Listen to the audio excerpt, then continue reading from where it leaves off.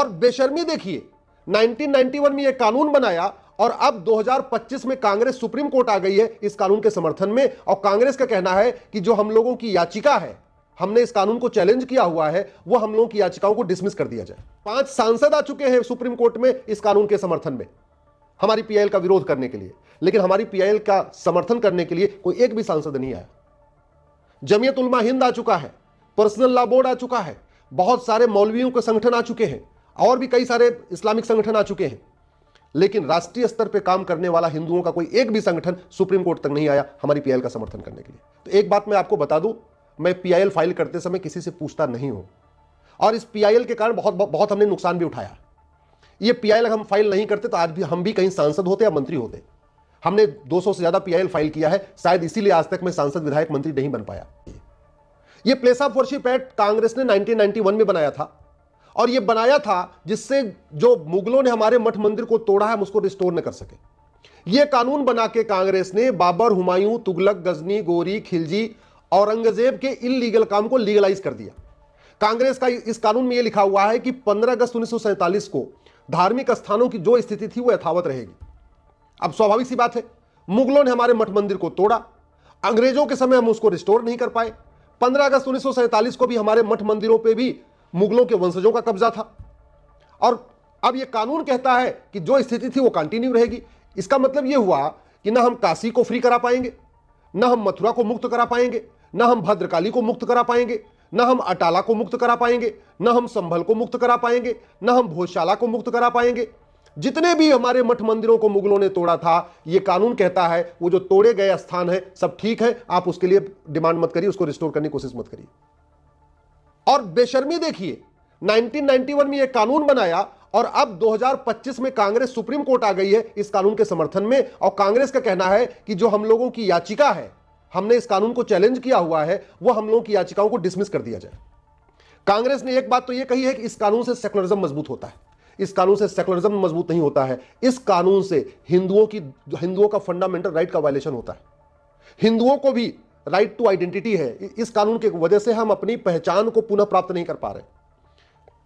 इस कानून की वजह से हमारा राइट टू जस्टिस वायलेट हो रहा है, इस कानून की वजह से हमारा राइट टू रिलीजन वायलेट हो रहा है, इस कानून की वजह से हमारा राइट टू कल्चर वायलेट हो रहा है, इस कानून की वजह से हमारा राइट टू सोवरेनिटी वायलेट हो रहा है। यह लड़ाई हिंदू मुस्लिम की नहीं है, यह लड़ाई भारत की संप्रभुता और विदेशी आक्रांताओं के बीच में है। इस कानून के कारण हमारी धार्मिक स्वतंत्रता हमें नहीं मिल पा रही है, सांस्कृतिक स्वतंत्रता हमें नहीं मिल पा रही है, राष्ट्र की संप्रभुता को हम प्राप्त नहीं कर पा रहे। इस कानून की वजह, यह कानून कहता कोर्ट में आप जा ही नहीं सकते, यानी कोर्ट का दरवाजा बंद कर दे रहा है। कांग्रेस का कहना है कि हमारी जो पीआईएल है वो पॉलिटिकली मोटिवेटेड है। तो एक बात मैं आपको बता दूं, मैं पीआईएल फाइल करते समय किसी से पूछता नहीं हूं, और इस पीआईएल के कारण बहुत हमने नुकसान भी उठाया। ये पीआईएल हम फाइल नहीं करते तो आज भी हम भी कहीं सांसद होते या मंत्री होते।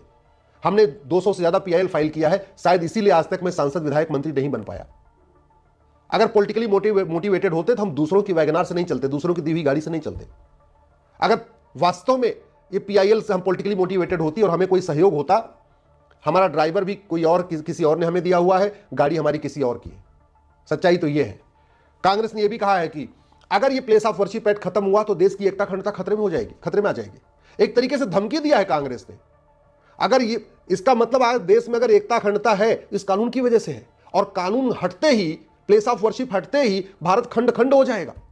ये तो अपने आप पे धमकी है, और एक तरीके से खुलेआम हिंदुओं को धमकी है कि तुम अपने अगर काशी, मथुरा, भद्रकाली, भोजशाला, अटाला को फ्री कराने की कोशिश करोगे तो भारत में फिर से विभाजन हो जाएगा। ये कांग्रेस की पीआई पिटीशन कह रही है जो उसने सुप्रीम कोर्ट में फाइल किया। एक बात मुझे समझ में नहीं आ रही है, 5 पॉलिटिकल पार्टियां आ गई, लेकिन हमारे समर्थन में एक भी पॉलिटिकल पार्टी नहीं आई।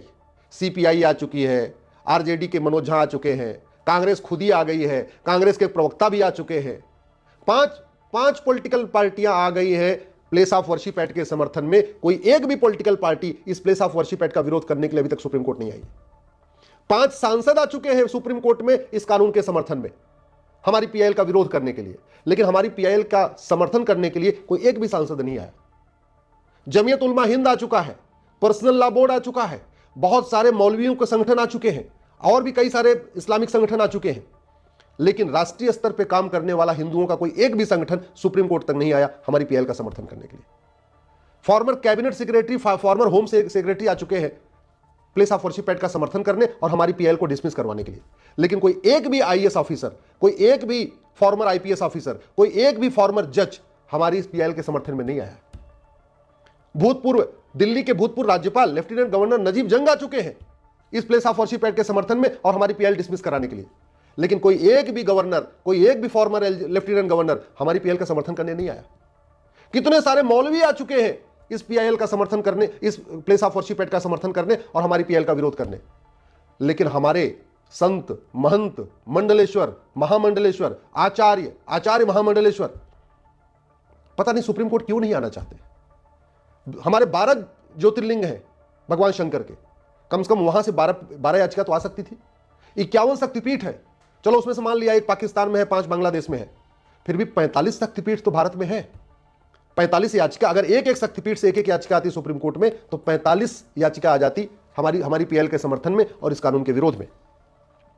हमारे 4 शंकराचार्य हैं, क्यों नहीं आ रहे हैं मुझे समझ में नहीं आ रहा है। ये धार्मिक स्वतंत्रता का मामला है, ये राष्ट्रीय संप्रभुता की लड़ाई हम लोग लड़ रहे हैं। अगर ये कानून खत्म नहीं हुआ, ना हम काशी को मुक्त करा पाएंगे, ना मथुरा को मुक्त करा पाएंगे, ना भद्रकाली को मुक्त करा पाएंगे, ना भोजशाला को मुक्त करा पाएंगे। अगर ये कानून खत्म नहीं हुआ तो देश भर में जो मुगलों ने हमारे मठ मंदिर को तोड़ा था, हम उनको फ्री नहीं करा पाएंगे, हम उनको वापस बहाल नहीं करा पाएंगे। तो फिर इस कानून के विरोध में हमारे संत, हमारे महंत, हमारे आचार्य, हमारे मंडलेश्वर, हमारे महामंडलेश्वर, हमारे कथावाचक, हमारे मठ मंदिर के पुजारी क्यों नहीं आ रहे? अरे कम से कम जहां जहां पे हमारे मठ मंदिरों पे अवैध कब्जा है वहां के लोगों को तो आना चाहिए था सुप्रीम कोर्ट, वो भी नहीं आ रहे। न लखनऊ वाले आए, न अटाला वाले आए, न भद्रकाली वाले आए, न भोजशाला वाले आए, न मथुरा वाले आए, न काशी वाले आए। आना चाहिए उनको। ये हमारे स्वाभिमान का मामला है, ये धार्मिक स्वतंत्रता का मामला है, ये हमारी संप्रभुता का मामला है। और अगर भारत के स्वतंत्र होने के बावजूद, संविधान लागू होने के बावजूद हम अपने अगर मठ मंदिरों को मुक्त नहीं करा पाएंगे, फिर कब मुक्त करा पाएंगे? कांग्रेस का कहना है कि आप भूल जाइए पुरानी बातों को। हम लोग क्यों पुरानी बातों को भूल जाए? क्या हम भूल जाएं कि गुरु गोविंद सिंह जी ने सनातन धर्म की रक्षा के लिए अपना गर्दन कटवा दिया था? हम भूल जाएं कि सनातन धर्म की रक्षा के लिए गुरु तेग बहादुर जी ने अपना बलिदान किया? हम भूल जाएं कि सनातन धर्म की रक्षा के लिए छत्रपति शिवाजी महाराज और संभाजी महाराज ने बलिदान किया? क्या हम भूल जाएं कि हमारे मठ मंदिरों को बचाने के लिए हमारे पूर्वजों ने बलिदान किया है? और जिन मठ मंदिरों को बचाने के लिए हमारे पूर्वजों ने अपना जीवन दे दिया, उन मठ मंदिरों को अगर हम कोर्ट में जाके लेने की कोशिश कर रहे तो कांग्रेस आके खड़ी हो जा रही है, सीपीआई आके खड़ी हो जा रही है, पॉलिटिकल पार्टियां आ रही हैं, सांसद आ रहे हैं। हमें उनसे, अरे वो आ रहे हैं तो आ रहे हैं, उनको मुस्लिम्स का वोट चाहिए, उनको तुष्टीकरण करना है, लेकिन जो राष्ट्रवाद की बात करते हैं वो खुल के क्यों नहीं सामने आ रहे? 5 पॉलिटिकल पार्टियां सुप्रीम कोर्ट आ गई, कोई एक भी पॉलिटिकल पार्टी सुप्रीम कोर्ट क्यों नहीं आई कि हाँ ये कानून खत्म होना चाहिए और हर प्रत्येक जहां जहां विवादित स्थान है, जो प्रमुख स्थान है, उनका सर्वे होना चाहिए और सर्वे होने के बाद रिस्टोर होना चाहिए।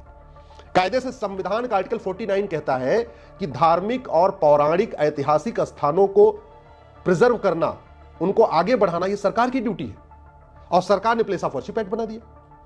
आर्टिकल 49 को उठा के पढ़िए, वो साफ साफ कहता है कि भारत के ऐतिहासिक, सांस्कृतिक, धार्मिक, पौराणिक स्थानों को प्रिजर्व करना, उनको मेंटेन करना, जो हमारे हेरिटेज प्लेस है उनको बना के रखना, ये सरकार की ड्यूटी है। तो कायदे से काशी, मथुरा, भद्रकाली, भोजशाला, अटाला, जो और भी ऐसे स्थान है, संभल, इनको प्रिजर्व करना, इनको प्रोटेक्ट करना, इनको आगे बढ़ाना, ये सरकार की ड्यूटी है। और हम लोग लड़ रहे हैं तो हमारे खिलाफ सांसद भी आ रहे हैं, राजनीतिक पार्टियां आ रही है, लेफ्टिनेंट गवर्नर आ रहे हैं, आईएएस ऑफिसर आ रहे हैं, आईपीएस ऑफिसर आ रहे हैं, भूतपूर्व प्रोफेसर आ रहे हैं, सेना के ब्रिगेडियर आ रहे हैं। क्या एक भी सेना का अधिकारी ऐसा नहीं है जो आके सुप्रीम कोर्ट आके बोले भैया ये कानून खत्म होना चाहिए और हमारी पिटीशन एक्सेप्ट होनी चाहिए? इतने सेना के अधिकारी हैं, एक भी उसमें से सुप्रीम कोर्ट नहीं आ सकता, एक भी आईएएस ऑफिसर सुप्रीम कोर्ट नहीं आ सकता, एक आईपीएस ऑफिसर सुप्रीम कोर्ट नहीं आ सकता, एक जज सुप्रीम कोर्ट नहीं आ सकता, एक सांसद सुप्रीम कोर्ट नहीं आ सकता, एक विधायक सुप्रीम कोर्ट नहीं आ सकता। मैं आप बार बार कह रहा हूं, समस्या का समाधान या तो संसद से होगा या सुप्रीम कोर्ट से होगा। अगर आप संसद में आवाज नहीं उठा सकते हैं, आप संसद में नहीं है, आप सांसद नहीं है, तो कम से कम सुप्रीम कोर्ट तो आ ही सकते हैं ना, याचिका तो दाखिल कर ही सकते हैं। मैं अपने सभी अखाड़ा के परम पूज्य, जो हमारे अखाड़ों के प्रमुख हैं, जो हमारे सभी आचार्य हैं, जो हमारे कथावाचक हैं, जो हमारे मंडलेश्वर हैं, जो हमारे महामंडलेश्वर हैं, मैं अपने सभी धर्मगुरुओं से, परम पूज्य शंकराचार्य जी, सबसे हाथ जोड़ के निवेदन कर रहा हूं, सुप्रीम कोर्ट आइए। इस समय हमारी याचिका का समर्थन करने के लिए तो 12 याचिकाएं हैं, लेकिन हमारी याचिका का विरोध करने के लिए 32 याचिकाएं फाइल हो चुकी हैं।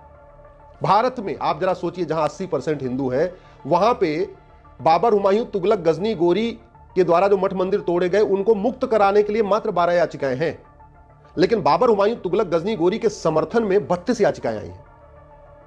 यह दिखाता है कि हम कितने इस मामले में पीछे हैं। मैं आप सबसे आग्रह करता हूं, मेरी बात ठीक लग रही हो, इस वीडियो को अधिक से अधिक शेयर करिएगा, और जो लोग सक्षम हैं वो सुप्रीम कोर्ट आए और इस लड़ाई में अपना योगदान करें।